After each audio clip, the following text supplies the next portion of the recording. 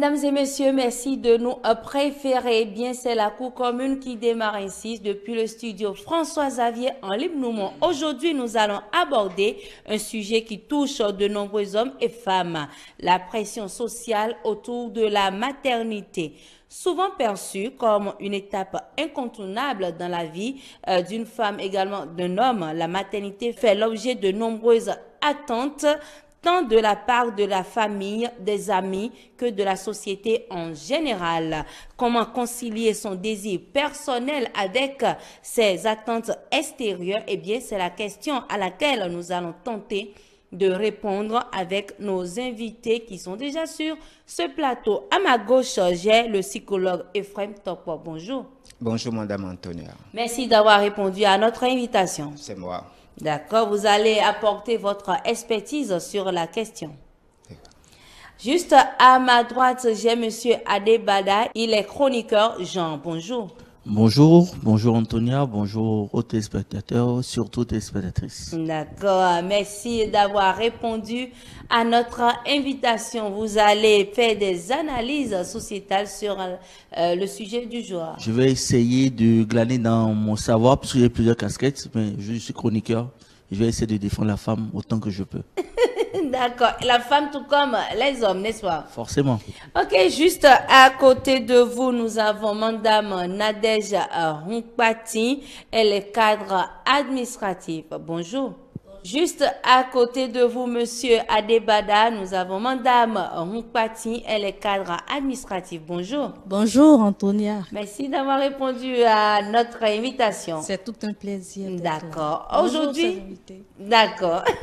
Aujourd'hui, on parle de la pression sociale. On va commencer par vous, Madame Nadège Hunkpati. Est-ce que vous recevez, vous m'avez déjà dit hors caméra, que vous recevez la pression avec la famille? Cette pression que vous recevez au quotidien de la part de votre famille, qu'est-ce que ça vous fait? Bien sûr, Antonia, comme tu le sais, nous, en tant que femmes, à un certain âge donné, il y a la pression des parents. Tu dois me faire un enfant, je veux des petits-enfants, je veux être pépé, je veux être mémé. Donc, tout de suite, quand tu l'entends, ça te fait un tic. Parce que tu te sens déjà, tu te demandes, mais je suis déjà assez si vieille, j'ai grandi, hein. Ben, après, tu te dis, mais ça, c'est tout un souci. Psychologiquement, c'est genre, mais qu'est-ce qui me manque? Qu'est-ce qui se passe et tout ça? Parce que c'est pas le fait de ne pas vouloir le faire. Ce que les parents ne comprennent pas, c'est pas le fait de ne pas vouloir avoir d'enfants, mais c'est peut-être la stabilité psychologique que l'on cherche. Si tu ne l'as pas, c'est pas évident.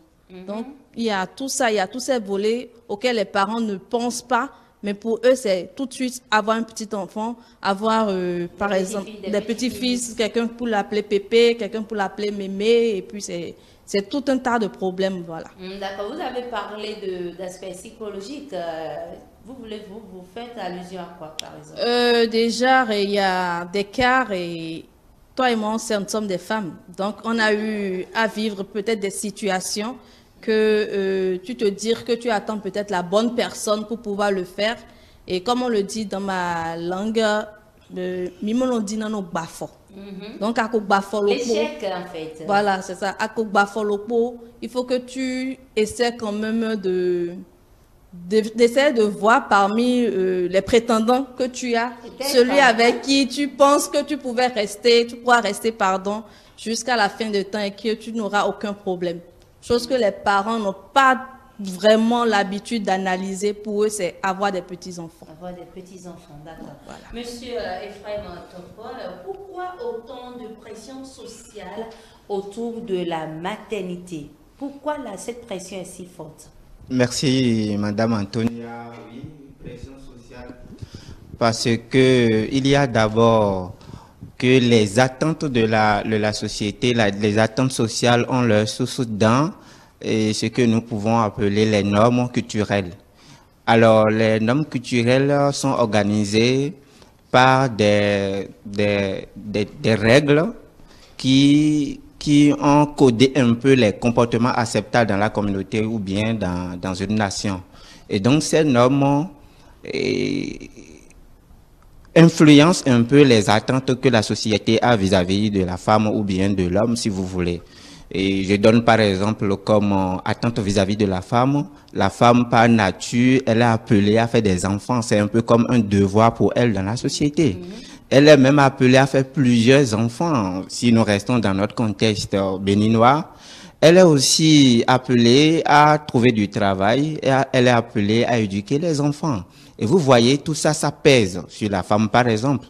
Alors, ces attentes constituent, en plus du facteur biologique, vous savez bien que entre 45 et 55 ans, la femme connaît généralement la ménopause.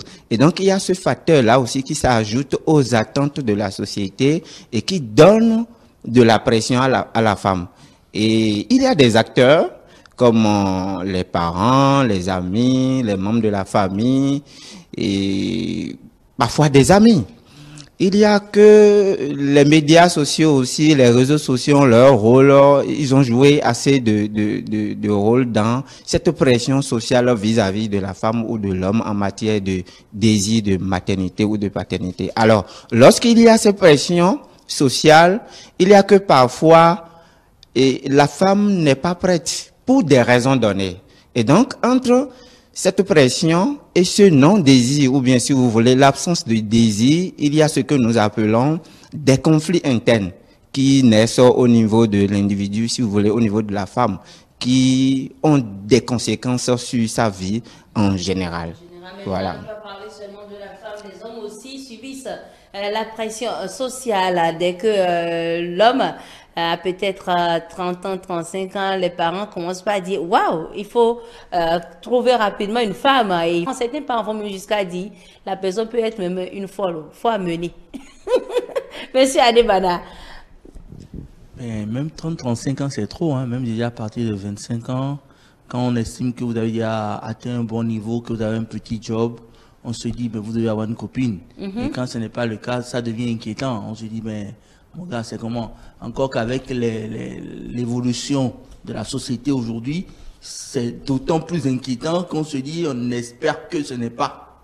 Donc, plutôt vous ramener une copine, mieux les parents se sentent en sécurité. Donc, et à partir de là, on se dit, ben, c'est pour quand? C'est la question qu'on pose. On dit, c'est pour quand? C'est pour vous relancer, pour quand l'arrivée du bébé, pour quand est-ce que tu seras papa, quand est-ce que tu seras maman. Et si en plus de ça, autour de vous, vous avez un petit frère, une petite sœur qui est déjà parent, là c'est la totale. Je vous jure. D'abord, même vous-même, vous serez psychologiquement atteint parce qu'on va plus jamais l'appeler par son prénom, comme on l'appelait d'ordinaire. On va commencer par dire maman tel ou papa tel. Et vous, on va continuer par vous appeler par votre prénom. Du coup, dans votre tête, il y a quelque chose qui commence à gamberger. On dit, ben, ouais, faites un enfant. Et c'est d'autant plus frustrant qu'on ne tient pas compte de votre volonté. On ne cherche même pas à savoir si vous êtes prêt à avoir un enfant ou pas, si vous le voulez ou pas. Mais la société se dit, il est temps pour lui ou bien pour elle de faire un enfant. Et c'est une pression qui, des fois, est silencieuse. Parce que tout le monde autour de vous, au niveau de la religion, de la tradition, de la culture, on se dit qu'à un certain âge, il faut, et même quand on était petit, on disait, mais vu ton âge, si tu étais dans tel village, je me rappelle bien, tu seras derrière grand-maman, grand-papa. C'est pour vous dire que tu aurais déjà une descendance, qu'il y aura une descendance. Et pour les parents, pour la société, c'est normal qu'à un certain âge, il faut commencer par avoir des enfants. Mais avec l'occidentalisation, de plus en plus de personnes se refusent à avoir des enfants ou ont des enfants tard. Et on dit souvent qu'à 50 ans, vous devrez avoir un enfant ou des enfants qui sont vos amis ou vos frères et sœurs à la maison. Si ce n'est pas le cas, c'est qu'il y a un problème. Mais aujourd'hui, avec les carrières, et quand les femmes s'occupent de leur carrière, on les appelle les carrières women, parce qu'on dit qu'elles se dévouent à leur carrière, les gens ont de moins en moins de temps à consacrer à la paternité ou à la maternité pour leur travail. Oubliant que derrière, quand il y aura quelque chose qui va se passer, la personne qui va s'occuper d'eux, ce n'est pas forcément leurs parents, mais c'est beaucoup plus facilement les enfants. Donc, il faudrait pouvoir concilier ces deux réalités pour aller de l'avant. Pour aller de l'avant. J'allais rapidement vous demander à quel âge on doit commencer par s'inquiéter du côté de la femme tout comme de l'homme. Bon, écoutez, moi j'ai eu des amis qui ont eu des enfants sur les bancs qui sont aujourd'hui grands. J'ai eu des gens qui ont eu leur premier enfant à la trentaine ou à 35 ans. Mais l'idéal, c'est que déjà à 25 ans, 26 ans, vous commencez déjà pas à penser à avoir des enfants, puisque votre enfant... Et si la personne n'a pas encore une stabilité Écoutez, professionnelle, vous savez, stabilité la stabilité financière. professionnelle financière dépend également des parents de ces personnes-là. Si les parents ont les moyens et qu'ils veulent qu'ils aient des enfants, ils vont l'accompagner. Si les parents n'ont pas les moyens, il faudrait qu'ils trouvent la stabilité. Parce que, comme je dis tout à l'heure, un enfant, c'est un produit de 70 ans. Quand vous n'avez pas les moyens de lancer ce projet-là, ne le lancez pas. C'est vrai qu'on dit chez nous, qu'on verra, mais que c'est Dieu qui gagne les enfants. Mais écoutez, Les moyens financiers, c'est compliqué. Dieu, il a joué sa partition. Et si vous faites les imbéciles, vous allez subir. Vous allez souffrir, vous ne pourrez rien faire. Donc, autant prendre les dispositions qu'il faut pour que les enfants viennent dans les meilleures conditions. Mais dans le même temps, il y a des gens qui n'ont pas l'argent, qui n'ont pas les moyens, qui ont, après l'avènement de l'enfant, les portes s'ouvrent au niveau de la nature. Donc, des fois, l'enfant peut être également une clé de succès pour nous. D'accord. Madame Nadège Humpati, vous avez très bien suivi Monsieur Adé Bada. Est-ce que dans votre famille, vous avez des frères, des sœurs qui ont déjà eu des enfants? C'est ce qui inquiète les parents ou quoi? Dans ma famille, j'ai mes frères, on est 3. Aucun de nous n'a encore un enfant. Mais par contre, on a des cousins, cousines qui ont des enfants. Et du coup, la pression avec les parents chez nous, c'est un peu de trop. Donc, eux aussi veulent avoir des petites filles. Eux aussi veulent avoir des petits-fils et veulent avoir des petites filles. Et comme tu l'as si bien dit tout à l'heure, tu vas me voir que j'avais laissé un lâche souris. Quand tu disais, même si c'est avec un fou, oui, amène-moi l'enfant, je vais m'en occuper. Donc, c'est les répliques de mes parents actuellement. Même n'importe qui apporte. Oui, n'importe qui, je l'accepte. Moi, je veux un petit-fils, je veux une petite fille, mais sans penser réellement à ce que ta fille veut. Il y a ça. Parce que comme monsieur Adébada l'a si bien expliqué, il y a des cas où les enfants font le bébé et ce sont les parents qui s'en occupent. Moi, en tant que personne adulte et cadre, comme je le dis, ma profession, avec mes réflexions, je ne voudrais pas que ce soit un parent qui s'occupe de mon enfant. Donc, au moins la stabilité que je puisse avoir, je dis, bon, c'est tout un projet pour moi, au fait. Si je veux avoir mon enfant, je fais le projet, je sais, bon, à telle année ou bien à telle date, j'ai mon enfant et je peux m'en occuper sans toutefois appeler papa, dire, ah, papa, j'ai un souci, hein, ton petit-fils a un souci, je peux pas prendre le lait, je peux pas prendre ci, je peux pas le faire. D'accord. Mais comment gérez-vous ces conflits-là avec vos parents? Je peux l'appeler conflit en griffe? Non, tout ce que moi je fais, et comme j'en ai déjà l'habitude, quand on me parle, c'est sourire et je continue mon chemin. Et est-ce que vous avez déjà échangé avec eux, votre oui, point de vue de manière stricte? J'ai eu à échanger avec les parents sur mon point de vue et tout ça, mais ils ne veulent pas comprendre. Mais quand tu ne veux pas comprendre comme ça, je peux que sourire, continuer. Oui, mais les parents tiennent compte du temps qui passe. Oui. Nous n'allons pas demander votre âge sur ce plateau. Non, mais oui, le micro, prenez le micro s'il vous plaît. Oui, oui. Non, prenez le micro. Les parents tiennent compte du temps qui passe, ils tiennent compte de votre horloge biologique, et ils tiennent compte aussi du temps qu'il leur reste eux à vivre. Parce qu'il ne faut pas oublier qu'eux, ils sont déjà à un sommet auquel vous n'êtes pas. Donc ils se disent, il faut que je profite de la chaleur de mes petits-enfants avant de partir. Je vous comprends, mais j'aimerais que vous fassiez également l'effort de les comprendre. Et je vois, ce sont les moyens de vous aider à garder vos enfants. C'est vrai, on est fiers, on est digne, on veut être orgueilleux, mais à un certain moment, coupez la poire en deux, si c'est possible. Écoutez, ça ne coûte rien de faire preuve d'humilité et parce que, écoutez, moi, je n'ai plus mes parents. Si je pourrais les avoir aujourd'hui, je ferais tout pour leur faire plaisir. Oui, mais faire plaisir et souffrir après, c'est là la question même, parce que... Non, à un moment donné, il n'y aura plus les parents. Oui, que vous oubliez, à un moment donné, il n'y aura plus les parents. Et puis tu seras seul face à la situation. Ils peuvent voir les débuts des petits-enfants.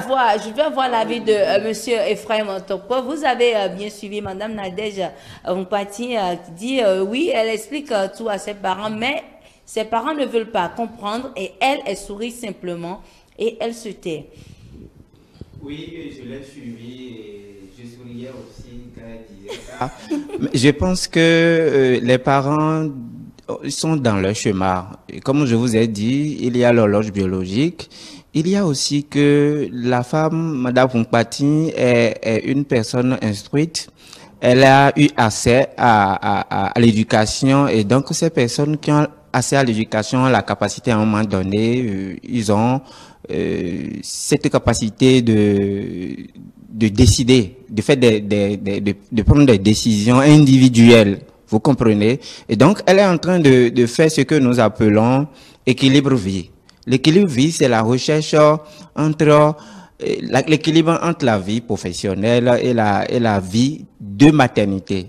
Vous voyez, aujourd'hui, M. Badal avait dit au début, je crois, hein, un enfant, c'est un projet de beaucoup de temps. Donc, il n'est pas intéressant de se jeter dedans pendant qu'on n'est pas prête. C'est vrai que la question de l'âge va peut-être nous rattraper plus tard, mais il est toujours bien de se préparer d'abord avant de commencer. Maintenant, elle a dit, elle a certainement fait des expériences, elle n'a plus voulu se jeter dans une relation comme ça parce qu'elle a besoin de faire un enfant.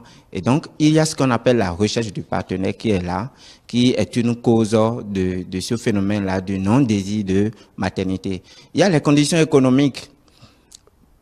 On sait que un enfant, une grossesse, avant, pendant et après, ce sont des dépenses. Il faut être capable d'assumer. On ne va pas dire qu'on va le faire et les parents vont s'en occuper. Maintenant, si à un moment donné, le temps nous rattrape, l'âge nous rattrape, on peut quand même dire oui.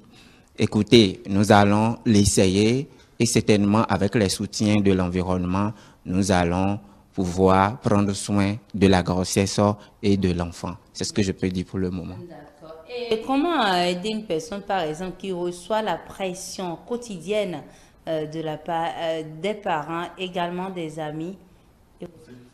La première chose qu'il faut faire, c'est qu'il faut sensibiliser davantage cette personne sur l'autonomie. L'autonomie, c'est cette capacité à comprendre que les normes ont évolué. C'est-à-dire les normes d'entre-temps qui amènent les parents à faire autant de pression sur leurs garçons ou sur leurs filles par rapport à la question de la maternité, même si entre griffes, ces parents ont leur raison, c'est que les normes ont évolué. Aujourd'hui, une femme a la possibilité de décider de ne pas avoir d'enfants. Vous voyez, parce que dans notre société, il y a des femmes qui ont fait le choix de ne pas avoir d'enfants ou le choix d'avoir peu d'enfants. Il y en a qui ont pris leur temps et qui finalement ont eu d'enfants et qui se sont très bien préparés. Et donc, les normes ont évolué, c'est une question de sensibilisation.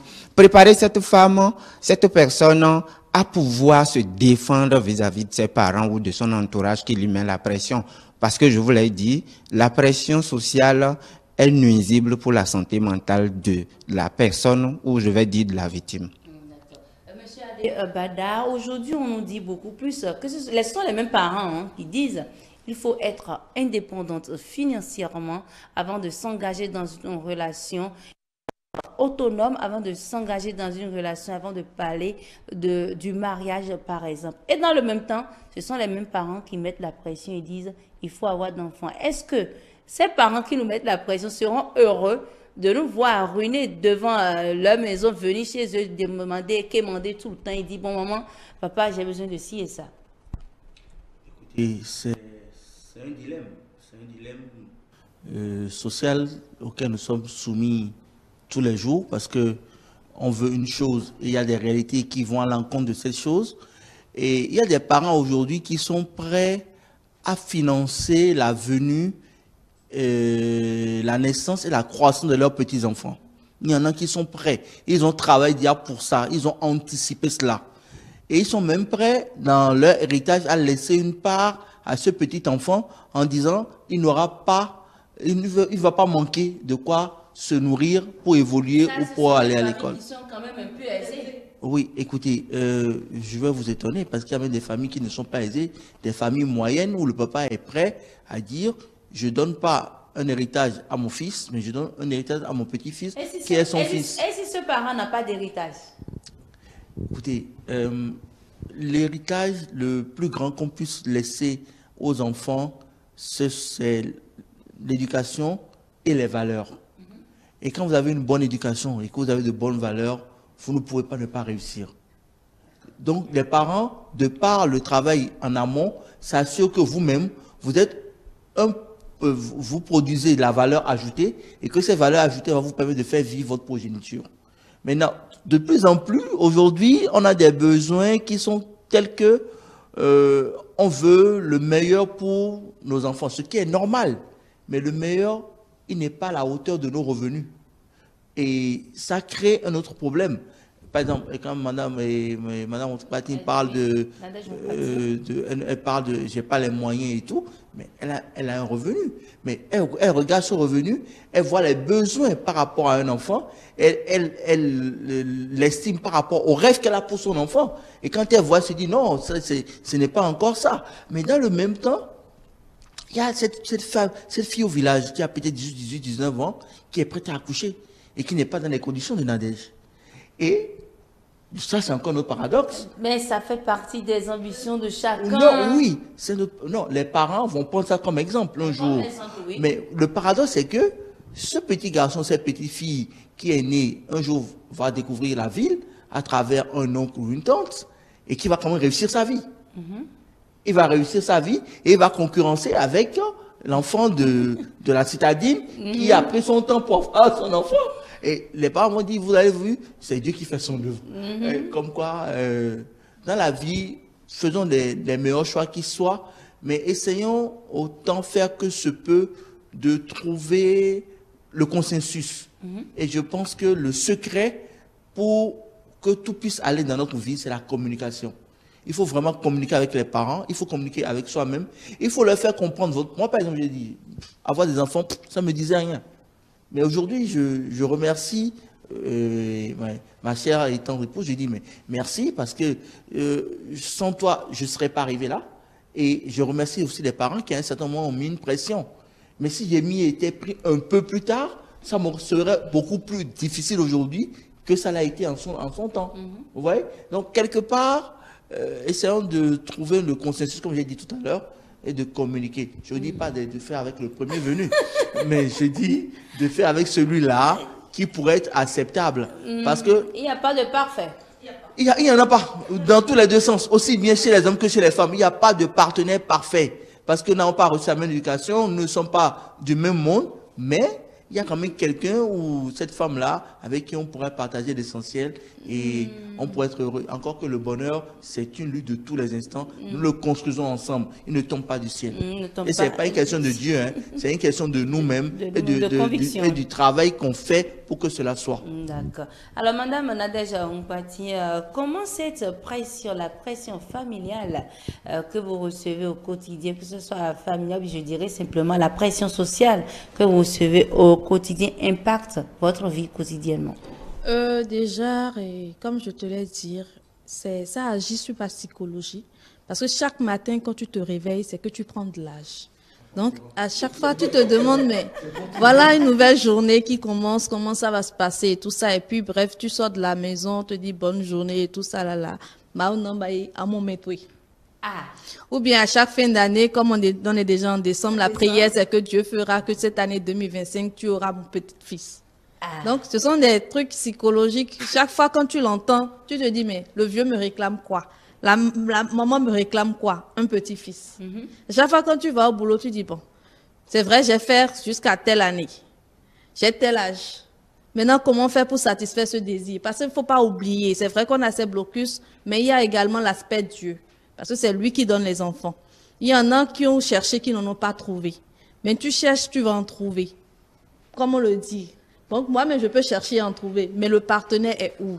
Donc, c'est ça la question que tu te poses. Le partenaire est où? Voilà, c'est ça la question que tu te poses. C'est pas que tu n'as pas des prétendants, tu en as. Mais comme je l'ai dit, faut pas faire au premier venu et on te dit, bon, toi, tu étais où quand tu faisais l'enfant? Tu ne savais pas que tu devais en prendre soin. C'est vrai que j'ai les sous pour te prendre du lait. C'est vrai que j'ai les sous pour te prendre des couches, mais je ne peux pas tout faire. Voilà, vous pensez à un moment donné à l'échec. Voilà. Donc, il y a cet aspect que j'essaie d'analyser. Et chaque fois, cette institution, qu'on me le répète, et que ça ne soit pas un projet, bon, je me dis peut-être sur 5 ans, j'ai un projet, je connais mon âge. Déjà, à tel âge, je dois avoir un enfant. Mais toi qui me dis ça et que tu ne sais pas que dans ma tête, j'avais déjà fait ce projet et que tout le temps, tu me le rappelles, c'est que tu me pousses à aller directement vers le premier venu. Et je suis obligée de voir ce que je peux faire pour qu'il y ait un compromis entre nous deux. Parce que je ne peux pas me lever et dire, bon, finalement, tu me veux quoi? Je ne peux pas le dire. Parce qu'il y a mon aspect professionnel également. Je dois avoir un rendement au boulot. Donc, tout le temps, comme me le répète, comme je te l'ai dit, je souris simplement puis je continue au chemin. On sait très bien que lorsqu'on parle de la grossesse, chaque grossesse avec ses réalités. Vraiment, hein, vraiment. Monsieur Ephraim Tokpo, vous savez, on parle de la pression sociale. Et là, jusque-là, on s'intéresse juste aux personnes qui sont célibataires. Vous savez, il y a certaines personnes dans le couple, ils vivent mariés, ils sont mariés et l'enfant ne vient pas. Et là, c'est toute une autre forme de pression que surtout la femme reçoit des parents. Oui, là, vous parlez d'une pression qui n'est pas forcément voulue, qui ne vient pas de la décision de la femme ou de l'homme. Et c'est effectivement une autre pression que la société met à ces couples-là qui n'ont pas eu d'enfants malgré qu'ils ont la volonté d'en avoir.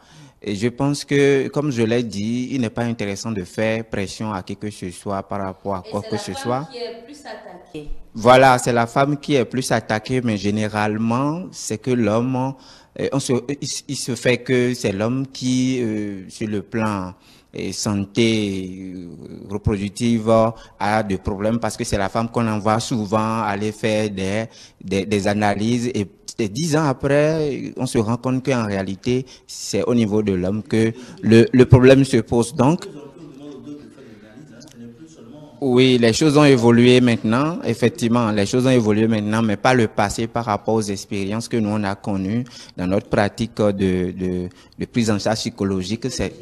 C'est souvent la femme qui est fléchée, qui est sur elle que la pression se retrouve, et puis parfois même l'homme va ailleurs.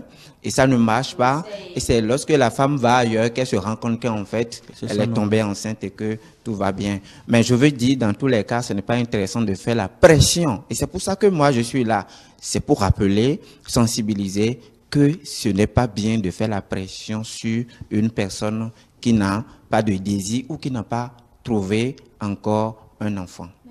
Oui, elle peut dire, une pression qu'on m'a faite, il m'est déjà arrivé de vouloir sauter de saut. J'ai fait les analyses, comme il a dit. On a fait les analyses et finalement, je me suis... Mais là, c'est parce que vous avez un partenaire. J'avais un partenaire et puis j'étais prête à le faire et dit, bof, ouf, finalement, je finirai avec ça. Et au cours des analyses, on découvre quoi? L'électrophorése ne correspondait pas.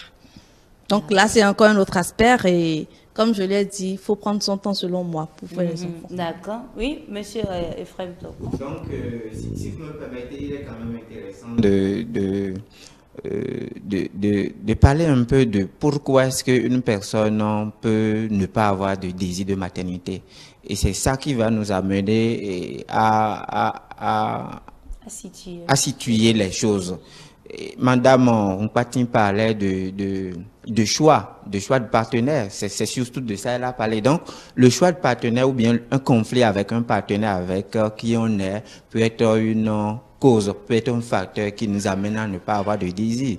Il y a le traumatisme, c'est-à-dire la personne par le passé a eu peut-être est tombée enceinte et puis a avorté. Tout ça peut l'amener psychologiquement à ne plus vouloir forcément retomber enceinte.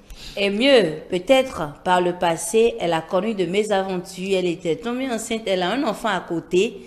Et les parents aussi mettent la pression et disent, nous voulons encore notre petit-fils. Voilà, il y a tous ces facteurs-là. Il y a l'environnement urbain qui peut favoriser ça. C'est-à-dire quand on est à Cotonou, dans les grandes villes, vous voyez, vous voyez des gens qui ont la possibilité de décider de ne pas faire d'enfants ou bien des couples qui n'ont qu'un seul enfant. Il y a des exemples autour de vous qui vous renforcent dans votre décision d'attendre davantage. Il faut avoir une bonne raison pour chercher à attendre. Je suis d'accord. C'est pour ça que je tenais à parler en fait des causes. Oui. Ouais, il y a la santé, il y a le souci du bien-être de santé. Il y a des femmes qui ont peur de la complication au niveau des grossesses et des accouchements. Il y a oui, bien sûr, c'est pour ça que j'en fais cas. Lorsque nous allons savoir pourquoi est-ce qu'une femme manque de désir d'aller à la maternité, nous sommes désormais en posture de comprendre cette personne, même si à un moment donné, on va l'inviter à faire des efforts. Il est capital de savoir pourquoi est-ce que ça tarde. Vous comprenez? Au niveau du rapport, le premier rapport peut être traumatisant au point où la femme n'a pas envie de reprendre. Et si elle n'a pas envie de reprendre, il n'y aura pas de maternité. Il ne va pas suivre. Je suis d'accord. Oui, mais il y a cet aspect. Mais l'aspect le plus sur lequel nous allons mettre l'accent, c'est que la femme, elle a la possibilité, d'accord, de tomber enceinte, d'accoucher, d'aller vers la maternité, mais elle ne veut pas parce que elle n'est pas prête psychologiquement, elle n'est pas prête financièrement, elle n'a pas une stabilité où, lorsque l'homme ne sera pas là, elle pourra prendre le devant de la situation et gérer la grossesse, parce que seul Dieu connaît le plan de tout un chacun. Il y a certaines femmes qui tombent enceintes et l'homme rend l'âme. Il y a certaines femmes, elles tombent enceintes et l'homme perd son emploi. Comment la femme pourra vraiment gérer ce temps? Il y a certaines femmes qui pensent à cela et prennent du recul pour le moment. Au mieux, vous savez, il y a des hommes, ils disent oui, surtout lorsque l'homme sait que ce sont les parents qui mettent la pression. L'homme est prêt à dire, ok, d'accord, elle est enceinte. Elle n'a qu'à gérer avec ses parents là-bas. Et l'homme abandonne, par exemple. Il y a tous ces aspects-là. Antonia, oui, monsieur. Je suis d'accord avec toutes les raisons. Mais je dis, et je l'ai dit sur plusieurs plateaux, il y a un élément fondamental pour nous tous, c'est l'éducation. Oui, c'est tout ce que vous avez dit là. Il y a des gens qui ne vont jamais avoir ce genre de comportement, quand même vous se retrouvez en situation, parce que dans les valeurs qu'on leur a transmises, ça n'existe pas. D'accord. Des gens. Oui. Il y a certaines oui, je dis pas. Non, écoutez, quand je dis, excusez-moi, je dis pour la petite expérience que moi j'ai, je ne peux pas aujourd'hui m'engager ou donner ma parole pour quelque chose et ne pas le faire. Ça c'est vous. Peut-être, ça c'est vous. Peut-être, vous savez ça c'est vous. Non, vous savez pourquoi? Ma maman à l'âge de 12 ans a commencé par me faire asseoir, par me parler de la femme. Ça, on ne fait pas ça avec la femme. Ça, on doit faire ça avec la femme. On m'a dit, quand je t'ai fait faire parce que j'ai fait le ménage à 4 ans, j'ai fait la cuisine à 6 ans. Je me rappelle comme si c'était hier. J'ai préparé mon premier riz à manger moi seul à 6 ans. Oui, donc, ça c'est parce que vous êtes bien né, vous avez des parents qui ont compris que l'éducation doit être vraiment donnée. Elle dit l'enfant d'autrui qui sera avec toi doit être choyé. C'est clair. D'accord. C'est une chance pour vous, monsieur Ephraim Antoko. Vous êtes en train de développer le développement sur les raisons. Effectivement, je parlais des raisons. Donc, il y a la pression elle-même qui est une raison. C'est-à-dire quoi? Lorsque la femme est sous pression sociale par rapport à son désir de maternité, l'impact psychologique l'amène. C'est-à-dire cette pression peut encourager, comme ça peut décourager l'envie d'aller à la maternité. Vous comprenez, vous savez, les personnes que nous avons dans la société autour de nous sont de différents types de personnalités. Il y a des gens, lorsque vous lancez des pics, ça peut les encourager. Ils vont prendre la décision, ils vont aller en aventure, mais il y a des personnes qui vont se replier. Vous voyez? Donc c'est important de le dire. La pression sociale n'est pas quelque chose à encourager. Et je pense qu'il faut permettre aux personnes qui souhaitent prendre leur temps de pouvoir prendre leur temps. Madame Humpatian dit, il faut se préparer. Donc il y a les conditions économiques. Lorsque vous n'avez rien et que vous vous lancez dans cette affaire-là, ce n'est pas intéressant. Ce n'est pas du tout intéressant. On ne peut plus compter forcément sur les gens aujourd'hui. Monsieur Bada dit que votre cas où vous êtes bien éduqué, voilà, j'allais revenir sur ça. Vous avez dit que vous avez eu la chance d'être éduqué. Vous êtes sûr que la jeunesse que nous avons aujourd'hui, les types de jeunes que nous avons aujourd'hui, les types d'hommes que nous avons aujourd'hui ont été éduqués de cette façon? Est-ce que vous pensez qu'ils sont aussi conscients, aussi responsables pour qu'une femme qui ne se sent pas prête se lance comme ça dans une aventure de grossesse?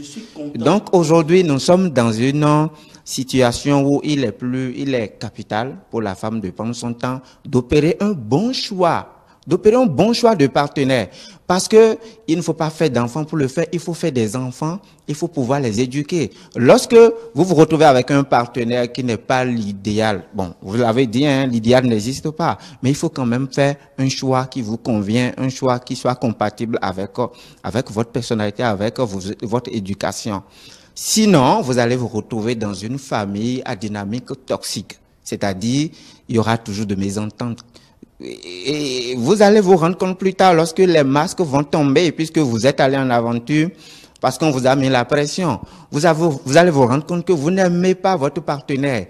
Et lorsqu'une femme n'aime pas son mari, voilà, lorsqu'une femme n'aime pas son mari, elle n'aimera pas réellement ses enfants, parce que vous aimez vos enfants à la mesure où vous aimez leur père, et c'est vice-versa. Vous voyez un peu ce que il dit? Quand l'homme n'aime pas la femme, voilà, les conséquences sur le plan social sont énormes. Il y a, sur le plan santé mentale, il y a l'anxiété, la dépression, parce que vous êtes retrouvé dans un couple où vous n'êtes pas épanoui. Vous voyez? Donc, il est capital de se préparer. Je suis d'accord que la femme doit faire d'enfants, que l'homme doit faire d'enfants. Moi, si je vais vous donner mon exemple, j'ai enceinté une femme à 30 ans. Mais j'avais toutes les possibilités. Mais j'ai décidé de travailler sur moi pour être un père capable de dégager des enfants intéressants pour la société. Vous voyez? Et c'est quand j'ai fêté mon anniversaire, le jour où j'ai fêté mon anniversaire, que ma chérie a dit, moi j'ai 26 ans, toi tu as 30 ans. Tu ne penses pas qu'on pourrait quand même avoir un enfant? On a fait le bilan de tout ce qu'on a fait, de notre vie par le passé. On a vu que ça devrait aller. On a fait le bilan de ce que nous gagnons. Elle travaille, je travaille. On s'est rendu compte que oui, bon, on peut entretenir une grossesse, on peut gérer la santé d'un bébé, parce qu'aujourd'hui, on ne peut pas forcément compter sur les autres. Mais ça peut arriver que nous bénéficions du soutien de notre environnement par rapport à la gestion. Voilà. De toute façon, moi, je reviens toujours sur l'éducation, parce que c'est notre devoir d'éduquer nos enfants. Si nous voulons que notre société change, ça dépend de la relève que nous préparons. Tout à l'heure, vous avez parlé de cette jeunesse qui n'est plus aussi responsable. Mais c'est la faute à qui? C'est la faute aux parents, c'est la faute aux médias. Parce qu'aujourd'hui, avec les réseaux sociaux, avec la télé, avec tout ce qu'on nous fait miroiter comme exemple, qui sont de mauvais exemples, qu'est-ce que vous voulez que les enfants fassent? Aujourd'hui, vous apprenez quelque chose à votre enfant, la télé lui montre autre chose, les réseaux sociaux lui disent autre chose, et lui-même fait son choix. Finalement, il est face à une multiplicité d'exemples, mais c'est à vous de lui dire, attention, voilà le meilleur exemple. Moi, il y a un exercice que je fais qui donne son résultat. On prend une situation, on en discute à bâton rompu. À la fin, il fait récapitulons. Qu'est-ce que toi tu as retenu? Qu'est-ce que j'ai retenu? De tout ce que nous avons retenu, qu'est-ce qui est l'idéal? Et je dis, moi je pense que c'est ça, c'est ça, c'est ça. Mais je te laisse la liberté de faire ton choix. Une fois que vous parlez comme ça à un enfant, aussi toqué soit-il, excusez-moi l'adjectif, mais vous verrez que l'enfant va revenir sur votre choix parce que vous l'avez convaincu. Aujourd'hui, on n'est plus à l'époque, on cache les choses pour cacher. Il faut en discuter et il faut montrer le bien fondé de ce que vous dites. La pression dont vous parlez, si on m'a appris que je ne dois pas mettre la pression sur quelqu'un dès mon bas âge, même quand je vais vouloir mettre la pression, je saurai comment le faire. Parce qu'elle est vraiment toxique, hein, parce qu'elle peut vous rendre malade. Et quand vous devenez dépressif, mais vous devenez comme un zombie dans la société. La dépression, c'est un mal assassin. Elle est silencieuse plutôt, mais c'est un mal silencieux qui vous fait très mal.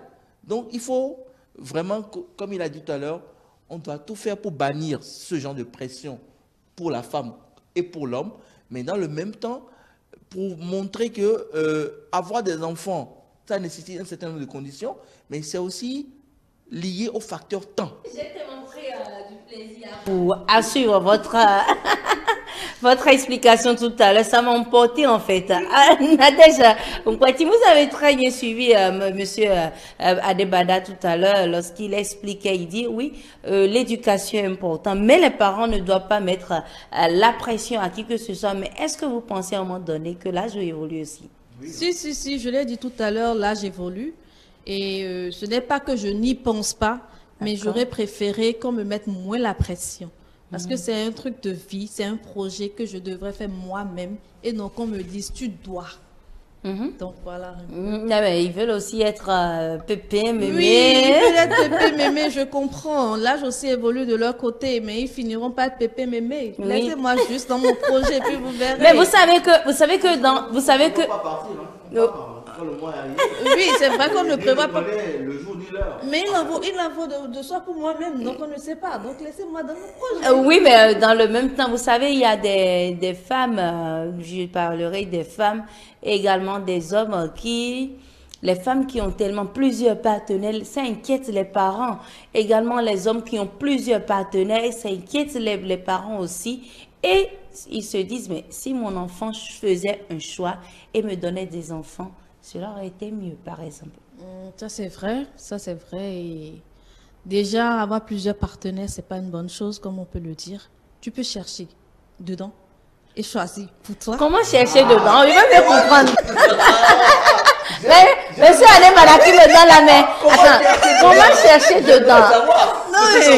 Non mais, attends. C'est peut-être cette recherche que les parents ne veulent pas, ils veulent que tu fasses peut-être un choix et le fait des enfants. Oui, mais ce que j'essaie d'expliquer tout à l'heure, vous avez parlé d'éducation. Parce qu'on a tous ces prétendants. Et quand tu analyses bien, il y a certains qui sont beaucoup mieux éduqués que certains. Donc, quand tu ne sais pas faire, que tu te jettes avec quelqu'un et que dedans, tu as toujours le comportement mélancolique et tout ça, quelqu'un avec qui tu ne peux pas rire, tu peux pas me demander de rester avec cette personne-là et de faire un enfant. Donc, il faut forcément que je trouve pour moi mon bon partenaire avec qui je pourrais papoter, taquiner, m'amuser et tout ça là comme des enfants. C'est ça le Et non d'avoir un foyer comme un camp. Oui, un camp militaire. Comme un camp militaire où tu rentres dans la maison, tu fermes la porte et puis tu es là pour vous regarder chacun dans son coin. Donc c'est ce que j'essaie de dire. C'est vrai qu'il y en a beaucoup de partenaires. Le truc n'est pas qu'il faut chercher ici, non, ça ne se fait pas, je ne peux pas le dire. Seulement qu'il faut savoir avec qui marcher. Ça, faut savoir avec qui marcher, d'accord. Il faut résumer ce qu'elle a dit là. Oui. J'aime. Votre partenaire, que ce soit la femme, que ce soit l'homme, doit pouvoir être votre ami, votre frère, votre soeur, votre amant, votre amante, votre époux, votre épouse. Si vous n'arrivez pas à retrouver tous ces aspects à travers un partenaire, il y a un problème. Parce que l'homme devient l'image de votre papa et la femme devient l'image de votre maman dans le couple. Donc, forcément, la recherche du bon partenaire est une étape déterminante pour toute votre vie. Et quand vous tombez sur le bon partenaire, même la pression, vous ne la sentirez pas beaucoup. Parce que vous aurez la force en votre sein de refouler la pression et de savoir où vous allez. Mais si ce n'est pas le cas, vous subirez la pression, surtout si vous avez des parents autoritaires qui savent par où vous prendre. Je vous assure que psychologiquement, ce n'est pas la joie. D'accord. Monsieur Ephraim Tokwa, dites-nous comment la société peut-elle mieux accompagner l'homme, tout comme les hommes, tout comme les femmes, dans leur choix de vie? Alors, avant de répondre à cette question, vous me permettez de vous avouer quand même que dans mon parcours de psychologue, j'ai reçu beaucoup de personnes ou beaucoup de couples qui sont venus, voilà, qui sont, non, quand je parle de couple, je veux dire par là que la plupart des couples que vous observez autour de vous ne sont pas des couples bien bâtis. Je suis bien placé pour le dire. Vous voyez une femme, un homme ensemble dans une voiture, sur une moto. Parfois, ils s'habillent même en uniforme. Mais ce n'est pas évident. Les gens souffrent. La plupart des couples qui sont formés ne sont pas bien formés. C'est voué à l'échec. Et les gens ne sont pas heureux dans leur vie de couple. Et c'est pour ça que j'insistais sur le fait que ce n'est pas intéressant de faire la pression à une femme ou à un homme parce que à cause de cette pression, les gens finissent par faire un choix au hasard. L'homme va chercher un peu d'argent, commence par s'intéresser à une femme, commence par porte des masques. il va cacher tous ses comportements nuisibles et affiche tout ce qui est intéressant. La femme aussi dit, oui, voilà, ce monsieur, mais c'est parce qu'il m'aime qu'il me donne tous ses cadeaux, il est gentil. Et après, vous savez, ce qui cimente deux personnes aujourd'hui dans notre société, pour la plupart du temps, c'est la grossesse. Et quand ça commence, la famille applaudit, tout le monde dit oui, telle personne a un bébé, telle dame a fait un enfant, mais la réalité qui vient après n'est pas supportable. Vous voyez? Donc, moi, je pense qu'il est important de faire, comme vous l'avez dit tout à l'heure, de faire un bon choix de partenaire. Et ce que je peux dire par rapport à ça, c'est de miser beaucoup plus sur les valeurs, c'est-à-dire les valeurs comportementales, que de miser sur qu'est-ce que la personne va apporter. Mais il est quand même important pour un homme qui va venir dans votre vie, qui sera le père de votre enfant, il est important de savoir qu'il fait quelque chose sur le plan professionnel. Parce qu'il doit assumer. Qui dit enfant aujourd'hui, qui dit grossesse aujourd'hui, dit dépenses. Alors, je reviens à votre question que vous m'avez posée. Comment est-ce qu'il faut accompagner les gens à faire un bon choix, c'est ça, hein? Oui, le choix de vie. Donc c'est ce que j'avais. De la maternité, en fait. Un choix de partenaire? Non, un bon choix de vie, d'accord. Cette personne qui souhaite être mère ou père. Mais je crois que vous avez essayé de répondre à cette question tout à l'heure lorsque vous avez... Ah oui, c'est important, c'est qu'il faut prendre son temps, c'est qu'il faut chercher à connaître son partenaire, parce que tout réside à ce niveau. C'est vrai que parmi les causes qui amènent une personne à ne pas avoir de désir d'enfant, il y a les conditions économiques. Mais la chose la plus importante, c'est de pouvoir faire un choix de personnes responsables, capables d'assumer ses responsabilités. Parce que nous parlons de maternité, nous parlons de paternité, c'est une responsabilité. C'est très important. Et j'ajoute, vous savez, il y a des gens qui n'ont pas eu d'enfants, mais ils sont heureux. Il y a des gens qui ont choisi. C'est pour ça que je parlais de sensibiliser notre population sur la question de l'évolution des normes. Nous avons croisé, moi je suis scolaire, j'ai croisé des personnes qui ont décidé de ne pas avoir d'enfants. Parce qu'il y a le modèle qui est à côté. Le bonheur existe-t-il sans enfants? Écoutez, ça existe bien. Il y a des personnes, mais écoutez, regardez autour de vous. Tous ceux qui ont de mari ou de femme et d'enfants sont-ils forcément heureux? Posez-vous la question. Moi, je vous ai dit ici que la plupart des couples ne vivent pas bien, ils ne vivent pas du bonheur.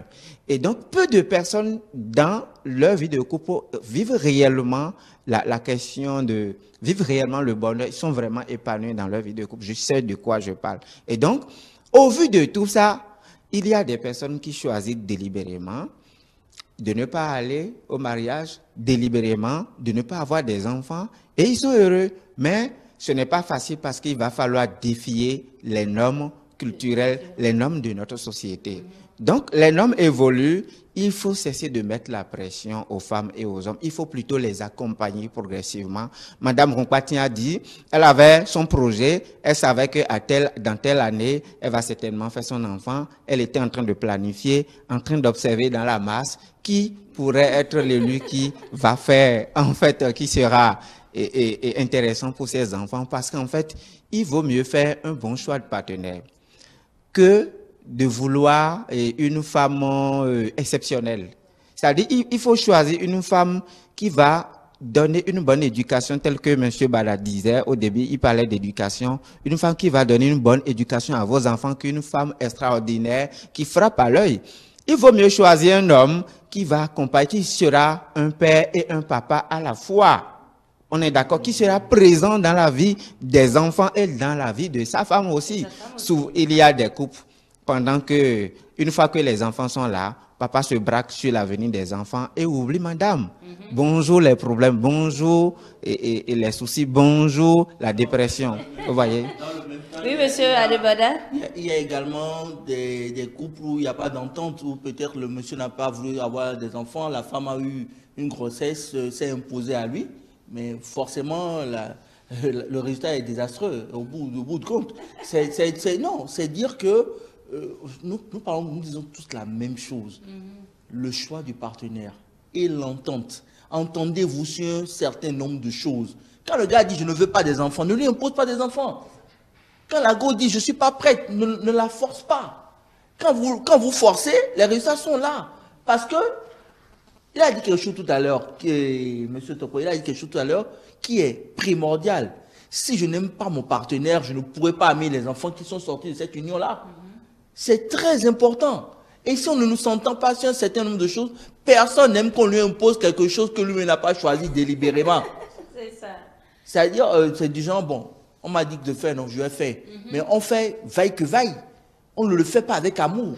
Et à la fin, on récolte des pots cassés. Donc, prenons le temps d'aller vers ce que nous voulons et que, enfin, je dirais, faisons l'essentiel pour avoir les moyens de notre politique. Si je voulais dire que Dieu nous y aide, mais Dieu il a fini de jouer sa partition. Chacun de nous doit jouer son rôle. Parce que c'est trop facile, hein? Surtout nous les Noirs, là, on se cache derrière Dieu. Dieu va faire. Il faut travailler. Il faut se mettre. D'accord. Merci. Et c'est ce qui fait qu'aujourd'hui, on observe tellement de mères célibataires dans la ville et tout ça. Il a aussi quelque chose. Accompagne les gens dans leur choix. Les gens ne veulent pas avoir des enfants. Laissez-les. Le bonheur est personnel. Il n'y a pas un modèle de bonheur. Chacun a son bonheur. Il y a des gens qui sont dans leur bonheur. Quand on les frappe, ils sont heureux. On les appelle des mazos. C'est pour vous dire qu'il y a tout type de personnes sur Terre. Accompagnons l'autre, essayons de comprendre l'autre.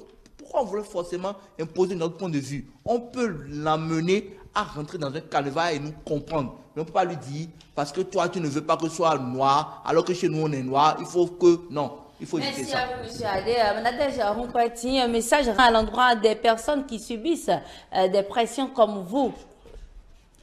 Déjà, pour des personnes qui subissent des pressions comme moi, je ne peux que dire courage à ces personnes-là. Je vous encourage beaucoup et que Dieu fasse, ou bien que la société qui vous met la pression vous fasse au fait qu'un jour vous les satisfaisez, que vous donnez satisfaction à tous un chacun, mais s'il vous plaît, pensez d'abord à vous-même. D'accord. Monsieur Ephraim, rapidement, quelques secondes. Moi, je voudrais lancer d'abord un appel à l'endroit de nos autorités politico-administratives. Il faut trouver un moyen de sensibiliser la masse sur la question des pressions sociales liées au désir de maternité. Parce que c'est un phénomène qui fait beaucoup de victimes autour de nous, mais on ne se rend pas compte. Il faut être peut-être un professionnel d'accompagnement ou un psychologue pour se rendre compte de l'existence de ce phénomène. Et je voudrais demander aussi à nos parents, à nos frères et sœurs, à nos amis de nous accompagner lorsque nous décidons de patienter. Parce que dans la patience, on gagne beaucoup de choses. Il faut se préparer, il faut devenir un vrai père avant de devenir papa. Il faut devenir une vraie mère avant de devenir maman. Voilà, merci beaucoup. Rapidement, un mot simplement pour les parents. Et je dirais, papa, maman, essayez de comprendre les enfants et accompagnez-les quand ils ne sont pas prêts. Parce que on dit Medito intoa. Medito into, c'est papa. Disons que on peut être géniteur sans être père.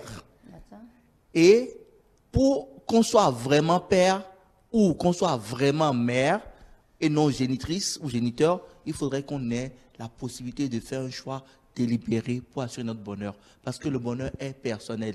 Papa, maman, vous avez fait votre temps.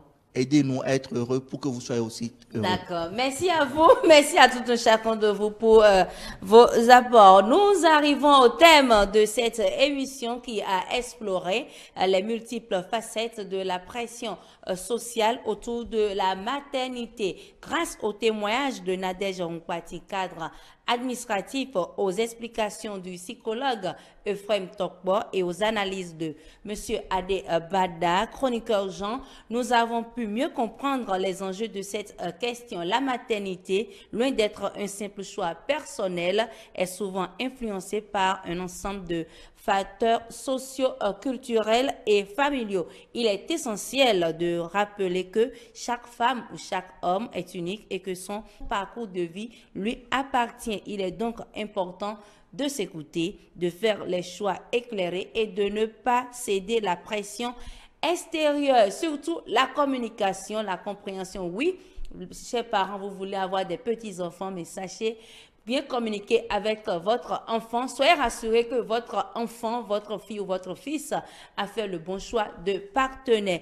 Mesdames et messieurs, merci de nous avoir suivis. Merci à toute l'équipe de la technique. Rejoignez-nous sur l'ensemble de nos canaux digitaux, notre site internet www.etelebene.com, notre chaîne YouTube Etelebene, notre chaîne Facebook Etele en direct, notre compte Insta Etelebene via nos applications iOS et Android. Etelebene, Etele avec vous, pour vous.